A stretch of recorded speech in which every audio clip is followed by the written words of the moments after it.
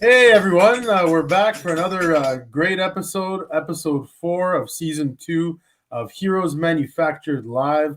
We do have a special guest today, Mr. Nuwame, LA Nuwame, as some of you may know on Facebook. I'm going to introduce him shortly. I do have a couple of quick announcements I just want to make today.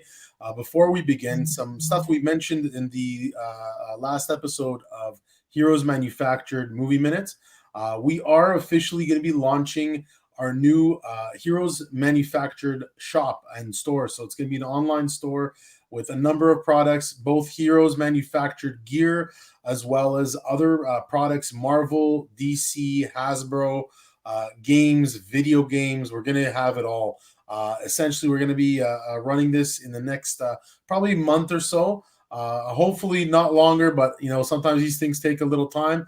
We are putting that together. We also have our TV show that's coming up very soon, which will be featured on Amazon Prime Video coming this end of July. So it looks like it's going to be towards the end of July, realistically, around the time of San Diego Comic-Con. We're pushing for that release date.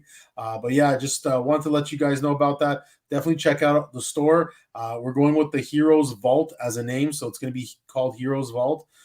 Just wanted to let you guys know more about that, but we're going to get going here with Mr. Lou Nuwame. Hey, Lou, how's it going? Hey, all right, man. Great to be here. Thanks for having me on. Yeah, no, for sure. Listen, it's great having you on board, and I want to mention to the audience as well. I met Lou a few years back at Hamilton Comic Con originally with my good camera operator, good friend Steve Addy, who's going to be on our show, and he's going to be actually on our show soon as well. We're looking at maybe having him feature as a host of maybe a horror segment, horror show. We'll see how that goes. But the one thing that we've always loved about your work, I mean, since I met you, you do some really cool, creative, crafty work with cardboard. Also, some amazing drawing. We're gonna get more into that. So, everyone, here's Lou. Lou, if you can tell us a little bit about how you got started in this business and what kind of inspired you. If you could tell us a little bit about that. Okay, let's see if I could summarize the journey. It started on YouTube, which actually has very little to do with comic books, just making crafts. As a kid, I was really into cardboard. I didn't really go out that much when I was younger, so I had access to a bunch of cardboard and made all types of crazy stuff that made my parents go insane. 2009 or 2008, I discovered YouTube, and I decided to start making some videos and put stuff out there. Things I didn't really take it seriously until 2011 when I made a cardboard swimming pool that held water. I just made it for the heck of it because I was too Yeah. poor to afford a pool, so I just made my own, and it actually held water for a while, and that went viral. And then from there, I just started making more and more, making more geek crafts. And there was a huge amount of time where I didn't go to comic book conventions at all. I don't even know why. But then I think it was Niagara Falls, which was one of the first ones I attended, Nice. and then Hamilton, and then Fan Expo. And then when I was there, I just realized like this is where I'm supposed to be. Oh, for This is sure, where like for sure. yeah, you're around like-minded people, and I started making connections with people. I'm a very quiet, introverted guy, and Yeah. when you're in there, you're meeting like-minded people who get it, and you start getting into these great conversations. And I was like, I want to be part of this, and I've had this passion for publishing comic books for the longest time. I'm not actually an artist. I used to be able to draw when I was younger, but my joy is writing. Yeah. And you start meeting different artists who have that same passion and want to try different projects, and the rest is history. And it's funny because you said Niagara and Hamilton. I mean, we're actually featuring them both in our new show that's coming up. They're actually we featured Niagara Falls Comic Con in our original film as well, and actually Yeah, even bits from Hamilton. So I actually I've been to a lot of cons in the U.S., Canada, all across Canada. I have to say that those are two like they're smaller shows, but they're still big enough, and they create quite a lot of noise. And I remember seeing you at a lot of these conventions, and I mean, you did a lot of cover artwork. I mean, we're gonna get into a little bit of kind of like what you develop. For example, this is some art, some of your work, and tell us a little bit about this. Like this is one of the things you do through the homemade game. Yeah, Homemade Game Guru YouTube channel. It's my forte is taking cardboard and recyclable material and showing people how to make crazy stuff out of it. So even in that picture, there's of course the classic TARDIS door. I actually had a full TARDIS in my living room. I did a video of Black Doctor Who. That die that's holding up a bookshelf, a very heavy bookshelf, that's actually made out of cardboard as well, and it's able to take that weight. Cardboard rocking chair. I have the cardboard elliptical machine, which is right Yeah, beside me, and I'm I standing on was a gonna say cardboard that treadmill. looks like a treadmill almost. I mean, Yeah, I'm actually standing on a cardboard treadmill, and beside me is the elliptical machine. So I went really crazy, and that stuff got me on global news and in the Toronto Star, and then of course the swords and the Avengers logo bookcase. But like I said, this is stuff I like to do for fun. It's not about making money on YouTube. It's just enjoying pushing the boundaries of what can be made. I'm a creative, like my artist friends out there. The people we know on Facebook are all yeah. creative guys and women, and that's what it's about, just pushing creativity. I'll go insane if I'm not creating something. And it looks absolutely like amazing. I mean, I've seen your work, and I've seen like I'm looking at that Superman just behind you right now, that Action Yeah. Comics #1, and that like, if you don't mind pulling that up to the camera, I just want to show the viewers like what you do with cover artwork. Like that actually that's a 3D like pop out type of cover, right? I So made this. I made this. This was one of the first ones I ever made. oh So wow. there's a bit of bubbling in the back because I didn't use good enough glue. But I've had this for about 6 years now. Yeah, so So I mean it still looks great for in great condition for 6 years, and yeah. I mean that like and you've duplicated these types of things before, right? Like I've Oh seen yeah, you and have I've made them. I make one-offs of different famous comic book covers and characters, and I've even given some to the creators. So Neil Adams, Stan Sakai, Kevin Eastman has three of mine. Um, nice. Todd McFarlane, which was big for me, he has one, and he was like completely taken aback that I would even make that for him. So that's Yeah. cool. To have these big names, people that I admire and I love their work, and to know that in their office they have my work. No, And it's so amazing. It's amazing. You know what? Like guys like you mentioned. I mean, Tom McFarlane. I met him a few times. We interviewed him actually recently. Great guy, easy guy to talk to, easy guy to hand yeah, something over to, and he won't like yeah, throw it in your face. I won't mention yeah, any names, but I've seen our artists out there actually insult people for people giving them things, and it's crazy. Like, and they're yeah. not even that big in terms of names. Again, I don't want to mention any names, but the one thing like, but they exist, right? There's some real a-hole type artists and designers out I've there. met them myself too. I like of all the like you showed Mike Rell there and Richard Cumley, Yeah, but there was one, and I won't name any names, but there was yeah, one he just dashed it to the side like it wasn't even. And he's a big name. He's a huge name. He just couldn't be bothered with it. yeah, But I knew that was going to happen eventually. I know if yeah, yeah. We'll, 99%. we'll talk. We'll talk after this. We'll see if it's the same guy, because I had one. He's a pretty big name.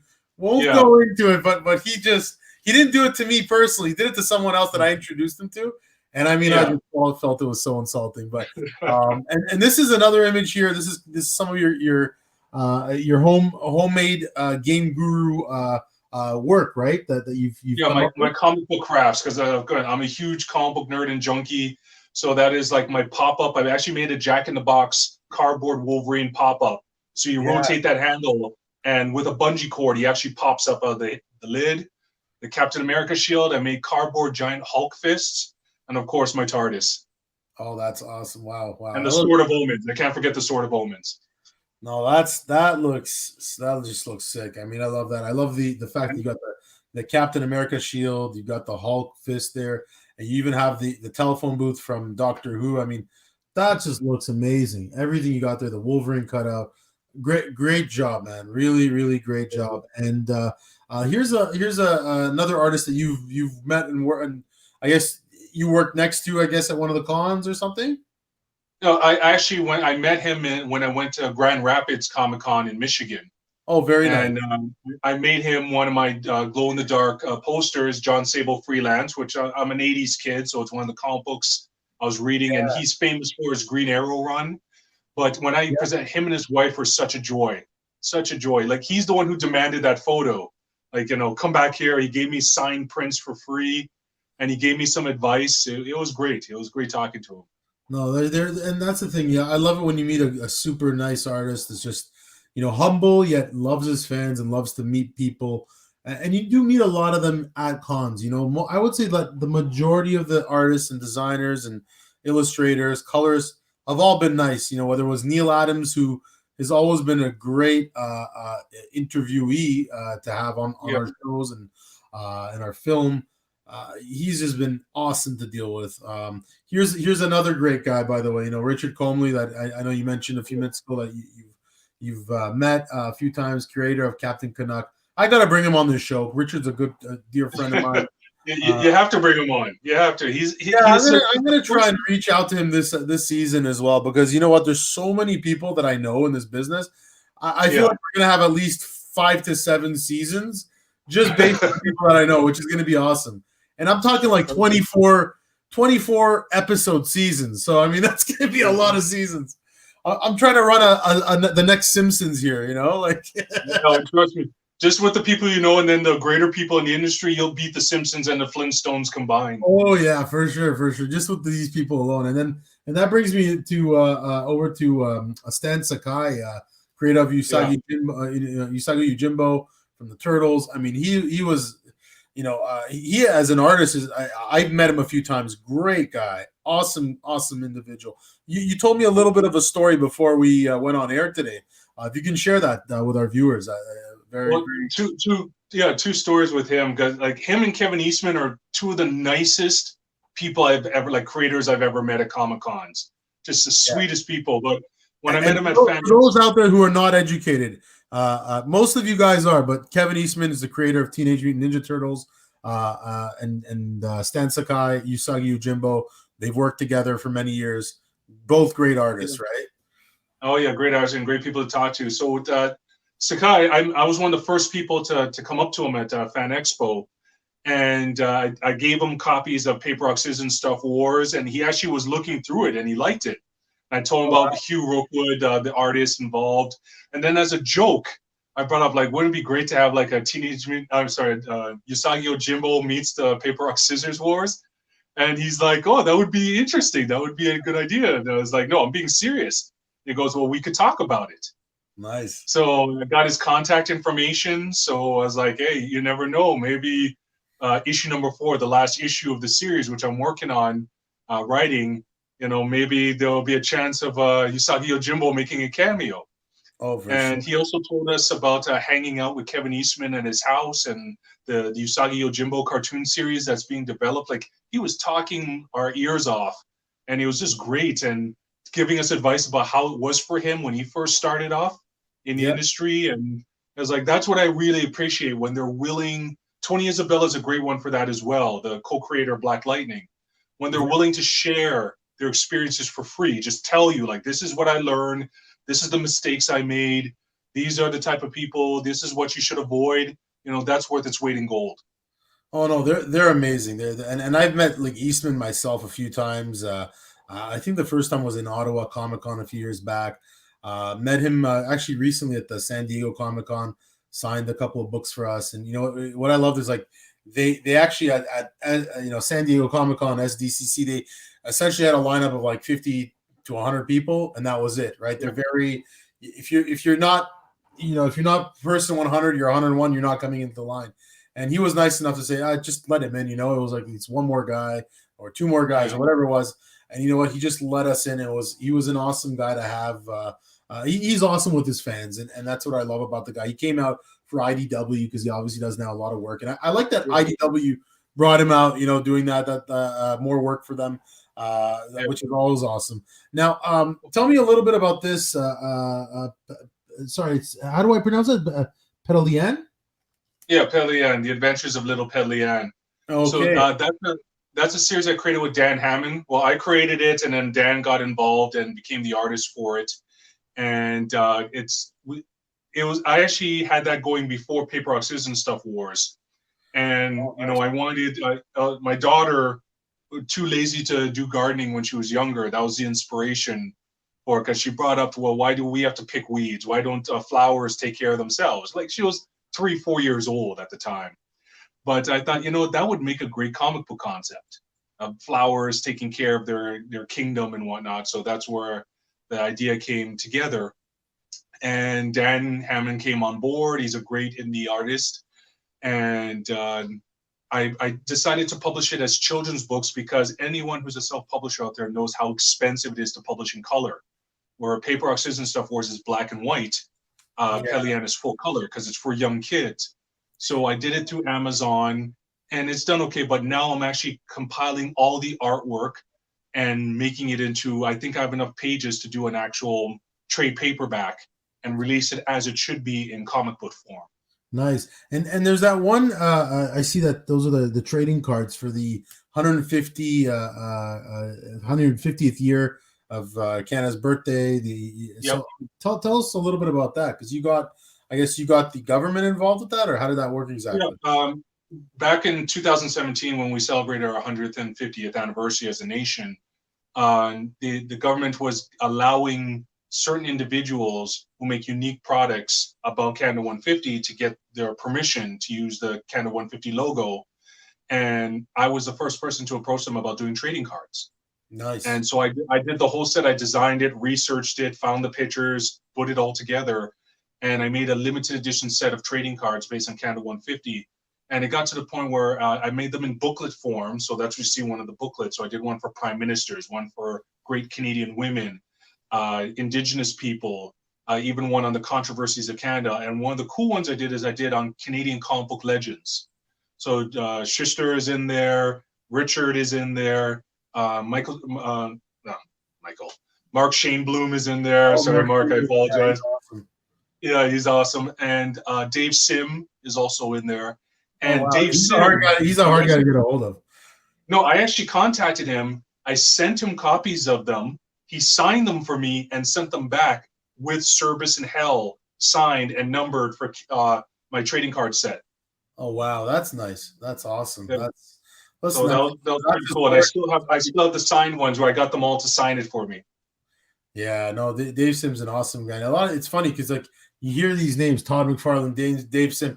These are all Canadians, right? Like it's amazing. Yep. And it's funny because we work in the U.S. too. I mean, you said you were down in Michigan, right? Recently, I mean, was it? Yeah, I was down in Michigan last year. Yeah. Yeah. So I mean, and that's the thing. Like our show, we travel down to Florida, to San Diego, New York. I mean, it's amazing how Canada and the U.S. work in the comic industry. I always find that just amazing. And then this year, what's this image about? That's just I was looking for a unique image to throw up on. You need thumbnails for everything on YouTube, on whatever site you're on, Twitter. Are these creations of yours as well, or? Yeah, it was one of my very first, back when I was 19, when I was really elevating my level of my cardboard creativity. That was the first ever 3D board game I ever made. It's a one-of-a-kind prototype, and what I did is I simply photoshopped myself into it, but that's the actual real game that I created. And eventually I wanted to become a superhero. It's based on comic book superheroes I created. So eventually when I get into superheroes and publishing, that game is going to come to life. That's amazing. And like, I mean, even the trees, everything there just looks absolutely amazing. Thank you. Yeah. So, and then these are some of the books that you did, right? Like the Paper Rock Scissor Wars, right? So that's when it first started. So that is the first ever copy. So in my right hand is the first ever appearance of Rock, Paper, Scissors in comic book form, where my buddy, decorated Navy veteran from Camas, Washington in the U.S., George Leon, he did the artwork for that issue. And then, of course, Daniel Wong, who did that famous cover on the left of paper about to be butchered by scissors. That was the first printing of the limited series. So, I was just happy to have my two books out there. I have where's the copy? I have it right there. The Daniel Wong legendary cover. There you go. That's awesome. That's awesome. Yeah. And then this year's like your studio. I mean, this is kind of where you cut your own books together. You put them out there. And this is a few years back, right? Oh yeah, this is about 5 years ago. But actually, probably six or 7 years ago, really. I used to, before I could afford to go to a printer, I made all my comic books by hand. Wow. And then listen, man, that's what you got to do sometimes, right? Like it's nice that Oh yeah. you did it all very professionally there with your gloves. I mean, you can see you really you know how to get right into it, right? Well, You can't take no. You got to just my company. Some people ask me my comic book company is called Zelfa Comics, yeah. and people are like, that's a crazy name. Like where did you get Zelfa from? Zelfa is my grandmother's name, Zelfa Wow. Watson, and she's the one who just like I would tell her all the time. I'm going to publish comic books one day. I'm going to, and hard hard Jamaican grandmother. She's like, boy, stop talking about it. Just do it. Just do Here's it. some money, $200. Go do it. Stop talking about it. Do it. And so, I was like, you know what? I appreciate the push. I am going to do it. I'm going to, go forward with it. And no matter what hurdle gets in front of you, you just got to figure out how to get around that hurdle and just keep on going. It doesn't matter if you don't have money. You Yeah. figure out a way around that. You got to figure it out. Yeah, if you want to do something, you got a passion for it. I had a few guys message me recently on Facebook. I had a really nice young African kid from I believe it was from South Africa or maybe another country down there, but young artist, talented guy on our Facebook group, and he wants to push his work. And I was telling him, listen, the guy doesn't have equipment. His parents took his equipment away from him. It was like one of those situations where like his materials, and I was like, just if you have a pencil pen, keep drawing, keep practicing until you get better and better and better. And that's how it is, right? If you want to do something, you find a way to do it. And I was saying, like I put up a posting recently to raise some money for the guy. It's one of those situations where he's trying to break out, but it's nice to see that you took that upon yourself. You took it upon yourself to create. The fact that the cardboard creations, it's like you created something out of nothing almost, right? Like it's. But what's interesting? What's interesting about your story there is I can kind of relate to that because I guess in the kind of going even farther back, when I was a kid, when I was really young, I wasn't into reading at all. I just was a desperate Hail Mary. My father bought me Silver Surfer #4, 1987. Like a lot of kids. It's there with my most valuable comic books, even though the book itself is not worth much, but that comic book changed my life. So I just like this guy on a surfboard fighting aliens in space. I was sold instantly. But eventually my father hated comic books because I really got into comic books and he started destroying them and getting rid of them. I used to draw. I used to actually be a decent artist. And he pretty much got that out of me. That drawing is a waste of time. Well, that's what this kid had the same story. His parents were like, exactly. And I will admit, it got to me because when you're young, like as an adult, you have a different perspective, you have maturity to you. But when you're young, you're still developing, and it made me depressed. And that's why for a long while, I just was out of comic books because it was kind of beat into me that comic books are worthless. They're a waste of time. Why bother? Even though deep down I enjoyed them. So it took me a while to, even in my 20s to shake that off and like, okay, no, I love this. What am I thinking? I love this industry. The resilience of a comic book fan just lived right inside of you, right? Yeah, exactly. So I can understand the struggle. Many kids, I meet them at Comic Cons too, where the attitude has changed more now because comic books are the cool thing now. When we were younger, we were the dorks into comic books. Now the coolest kids are comic book nerds now.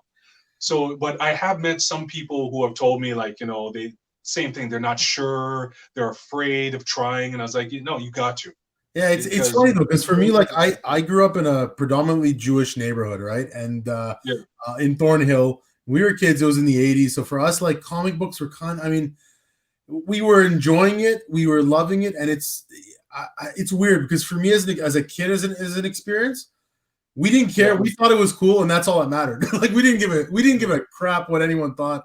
And that's just the way that it was, right? Like if we thought it was cool, that's all that matters. But I get where you're coming from because I do see parents still like that today with their kids. I still see families like that. I mean, this kid that I was talking to was literally telling me that in his village, his parents and family were saying that comic book leads to like witchcraft and like but I was like, oh my god, like I was like, if that couldn't happen here, right? Like I was just like, you can't. But I can understand why it's this premonition of pop culture is like bad for you, and anything Yeah. you know, anything out of the ordinary is looked at as being like this, you know, sinful thing, you know, like. Yeah. So I know. I get that. And that being said, I mean, these are some of more of your comics here that I gotta say, Yeah. like, these look amazing. So tell us a And little many bit of about these books.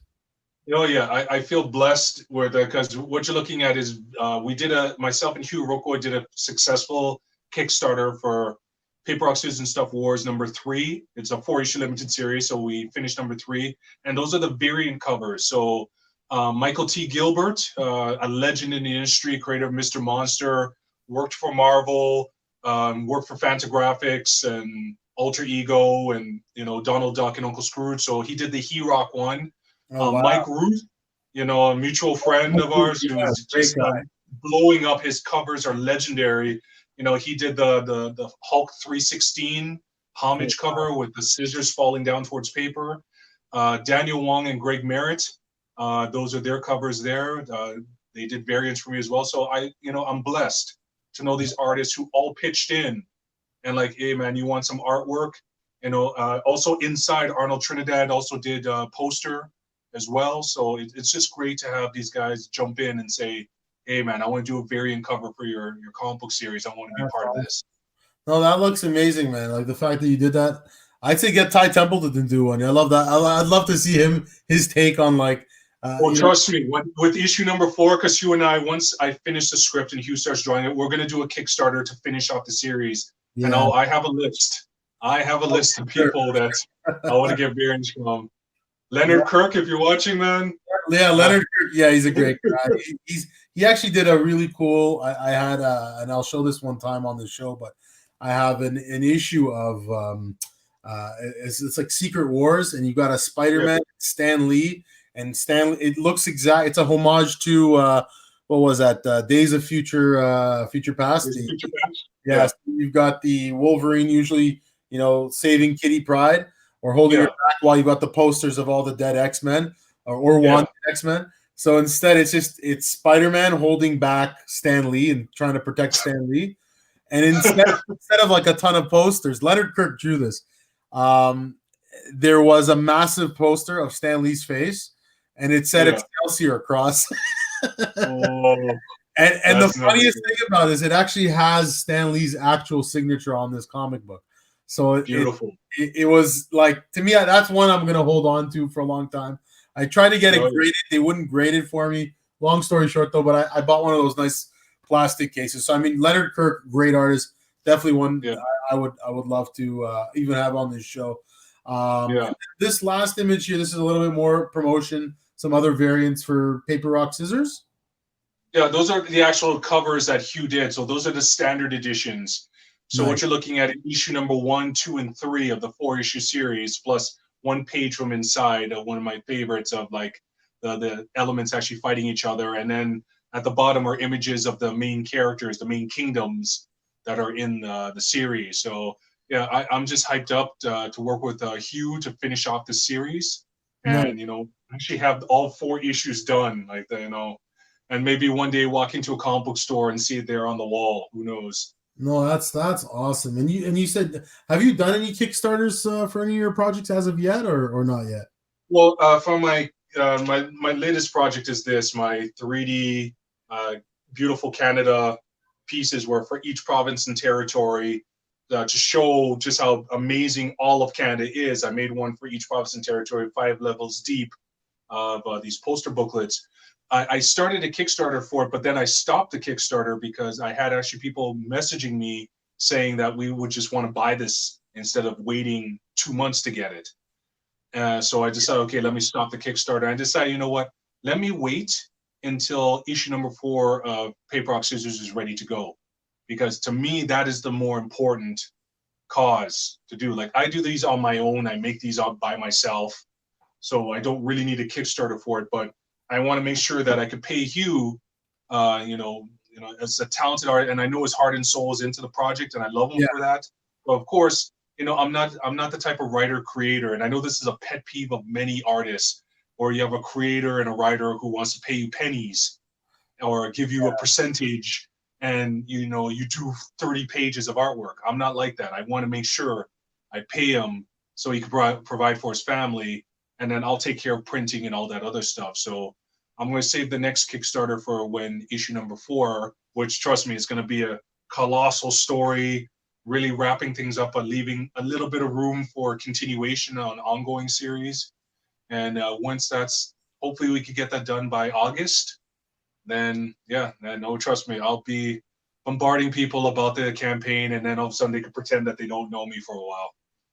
Nice. And so, like, I guess the guy who publishes his own work, but also as an artist, more so as a creator, and I of these, like, these awesome objects and posters and all that. How do you see yourself standing out from from the rest, from any others that are trying to be creative, trying to be unique in the market? I think for myself, like, I don't want to disparage anyone, and I know we're all in the same hustle. For myself, what I concentrate on is my media game. That I know I have to get the word out. I have to spread, like, I have my feet and my fingers in so many things, the crafts, the comic books, all types of stuff. So I really push to promote myself as much as possible. I network like crazy. Like I said, I like-minded people and other people, and I make amazing connections with people who are doing the same thing as I am. And I'm just stupidly perseverant. Like, no matter what it is, we all are, man. We all are.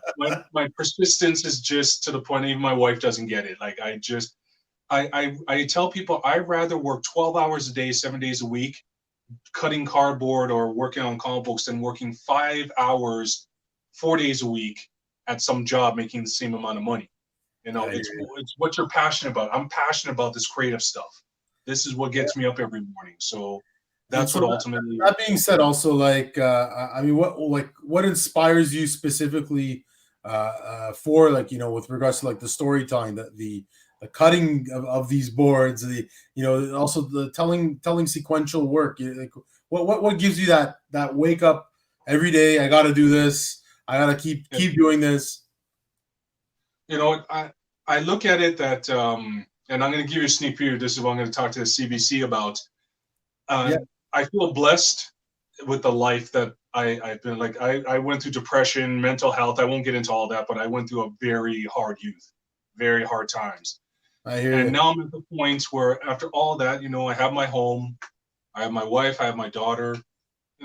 Life is good. Life is decent. Is good, man. That's the most important thing. But the one thing that's missing is that, like, I have a decent job. I got laid off like everyone else, and my job is guaranteed when this ends. But instead of going to that job, I want to wake up, have my morning coffee, drop my daughter to school when school's back up and running, and know that I'm making a living doing what I love to do. Of course, no, and that makes a lot of sense. Like, I get it, and you know what? I myself, I do have my job right now. Touch wood, but I do this thing as well, which is awesome, and growing this as a business. But it's listen, it's a challenging time for a lot of people, and I get it. It's one of those times where I'm I myself, I look at it like I'm blessed that I'm at home. I get to spend my time with my family, with my kids. I'll still keep doing this stuff, but I mean, you realize how important family life is, and even the stuff that we love, like the comics and our hobbies and our talents. It comes out into our kids' life, into our family. That they realize that you love something. Therefore, they kind of get in on it too, right? Like, it's. I got my kids recently watching the Avengers movies. My daughter's like, "Oh, I want to see Endgame. I've seen all of them now. I want to see Endgame." And I'm like, she got to the part where she's almost finished. She watched Infinity War. So she saw everyone fade away, right? I'm like, if I ruined that for anybody, tough luck. If you haven't watched Infinity Wars yet, don't watch the show.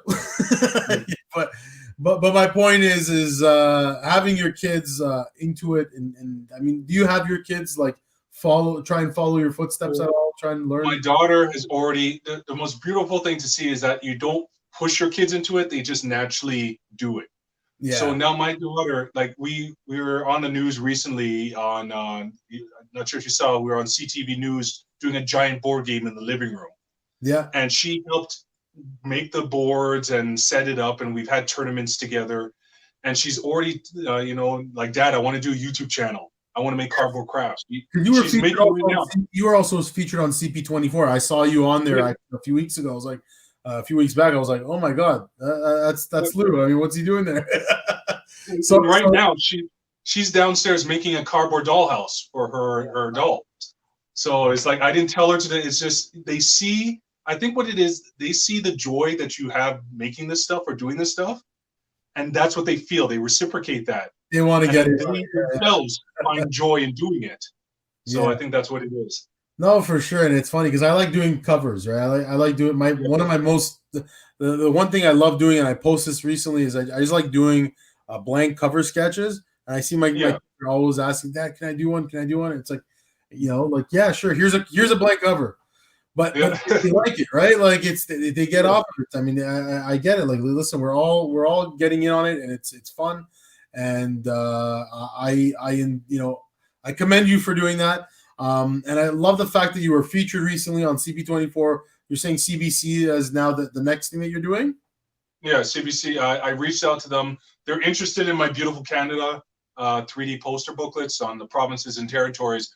But we were also talking. I was talking to the producer, and we're just talking about what it's like to be a Black creative, because we all know what's happening in the world. Not to get too political, but we know what's happening south of the border. Listen, it's relevant. It's obviously important, and it's nice to see that your diversity is coming through. I myself, I've been to Jamaica, for example, and I actually shot a movie in Kingston, so I like to see artists from different parts of the world too. It's not just about race and color, and it's really, to me, it's about seeing people from different walks of life. In our original film, we had Alfonso, who's Mexican, right? Mexican Canadian now, which I like. I like to say it as it is. The one thing, we have to explore each other's work, where we come from, our roots, and understand the history behind it. So I commend you for putting your work out there and being part of the media and getting involved and really inspiring people with something positive. I think that's what I see within your work. I mean, you're getting people kind of out of the negativity and into something positive that you could create. So I mean, all to you for that, man. That's awesome work that you're doing there. Well, I think for all of us who are in this, like I give you props for the work. I remember when you were first working on your movie, your documentary, and then to see that it's getting play on major streaming services, and I know how good that makes you feel, but and it also shows other people, aspiring directors and creators, like, oh my God, he made it. I remember him at Comic-Con. So that's something we all get out. Like, I think all of us who are in this industry, when I go to a convention, which I miss dearly, God, I miss. Oh yeah, we all do. Yeah, when I go and I meet someone who has one of my comic books, and they come back and they're like, "When's the next issue, man? I love it." Oh, so that part with paper, and it means the world to me to see that. Of course, it's you know what, and it's funny because like I ran booths not far from you at like Hamilton, at Niagara, and the thing is, when you have that person come up to you, oh yeah, I saw, like for me, it's been like, oh, I saw your movie, I loved it. Can I get a signed copy? I'm sure you've got people, you've signed you signed copies, you've signed, I'm sure, the boards for people. And that's the thing, when you have somebody they're genuinely a fan of your work, it's amazing. Yeah. And I'm the same way. Like, I miss cons, man. I wish I could go out right now to one, but the one thing I'm happy to say is that, and I don't mean to plug this in, but the show that we're gonna have coming up very soon, within the next month, is gonna have a bunch of shows, including Hamilton, including Niagara. We're gonna be in San Diego, New York, Miami. We got it all in this next 6-episode series. It's a mini series of sorts, but hopefully it's going to be a continuing series. So hopefully we'll give people a little bit of a taste of what conventions are like. Conventions are, and how they miss them. See some creators. I love the fact that you came onto our show today. Thank you again, Lou, for coming out. And is there anything else you want to mention kind of before we go, or is where people can find you and And Well, yeah. If anyone for fellow Canucks, I gotta plug my stuff. My handmade beautiful cans. So these are just two out of the set of 13 that I make by hand. Everything 100% Canadian. Something just unique and special for Canada Day. My website, I know you're gonna share it as well. Handmade down there, guys. Innovation. Yeah, it's at the bottom of the stream. Handmade cardboard innovations, and like I said, my comic books are on there too, and I'm hyped up. I explained this before with Steve Vill that my hard drive crashed, so the script for issue number 4 was completely lost. So I'm rewriting the whole thing and recreating it again, and then get it into Hugh's hands. So I'm really hyped up to get Paper, Rock, Scissors and Stuff Wars number 4 done, and then in about next week, the trade paperback of Pedley Ann should be up on Amazon. I'm just currently putting all the artwork together and have it out there. So yeah, multiple projects on the go, but this is what life is about. This is what I enjoy doing. Pedley Ann's definitely it's more geared towards kids, right? So it's it's more like very lighthearted, just a fun, cute series. Like I have another book called Enter the World of Mephistopheles, and I've Michael who's going to work on me with that once things get normalized again. Nice. And but I'm like you said, I am just jonesing to get back into the Comic-Con world, and I think for you it'll be great. Also, congrats on that posting I saw about your video on eBay. I think for a few $100. That was a nice joke. You're already a rare collectible. Your first video is copy that you sell for like $20-$25. I mean, was being sold for $259 on eBay. I mean, that was a first. It was hilarious because I was like, oh wow, this guy really struck gold. And it's funny because every movie that he sells on DVD is like $15 at most, $10. And my one movie was probably like the highest item he sold in his store. But yeah, that was. Yeah, hopefully you'll be next, eh? Yeah, exactly. We'll see that Action Comics. They're sold for like $3,000. Yeah, this will outsell this one day. Yeah, there you go. Why not? Hey, it's my group. I mean, you can't go wrong with that, right? Exactly. But listen, yeah, for sure. It was awesome having you on the show today. Thank you once again, friend. And we'll be in touch soon. I'd love to invite you onto the show. Hopefully, maybe the next season. But we have a lot of new artists coming out. I do want to mention to the viewers also, please subscribe to our YouTube channel and also check us out on Facebook. Come on to our Heroes Manufactured indie comics group. We also share work with cosplayers, creators, anything pop culture, comic book creations. We're happy to have you on board. We're doing soon a video game show as well, which is going to be a new thing. So gaming is, we love gaming, and the fact that you, Lou, have been a part of that gaming on a different end, like the board game world. That's also as relevant and as important, right? So. Well, trust me, I'm a video game fanatic too, as well. A proud moment for me is when I taught my daughter at age 5 to do her first Hadouken. No. My wife is like, "What about the math problems?" I'm like, No. She did her first Hadouken. There you go. That's more important right now. Yeah, it's funny because I just drew like a Chun-Li from last week, posted up on my Facebook group. You gotta love Street Fighter, man. I grew up off Street Fighter. That's one of the first games I let my kids play. That and Streets of Rage too. I mean, not to brag or put myself, but back in the day, back when arcades were the mainstay, I used to have a lineup because I was a Blanca user, Blanca and Guile. There you go. And I would have lineups, and there was always these two kids. I remember it was one of my Korean friends and this one other kid, and we put the coin down, and then it was on. It was just epic. We'd have crowds around us. But now kids can make thousands, like hundreds of thousands of dollars playing Street Fighter now. Yeah, well, now everything's e-gaming and all that, but yeah. Exactly. So in any case, we should definitely meet up once this thing's done. But again, thanks again, Lou. We'll be in touch. A lot. We'll see you in Hamilton, man. Hamilton, Niagara. I'm sure we'll bump into each other. For sure. Take care, guys, and have a good one. Thanks for joining us today. Thanks a lot, guys. Take care. Stay safe out there. Stay safe.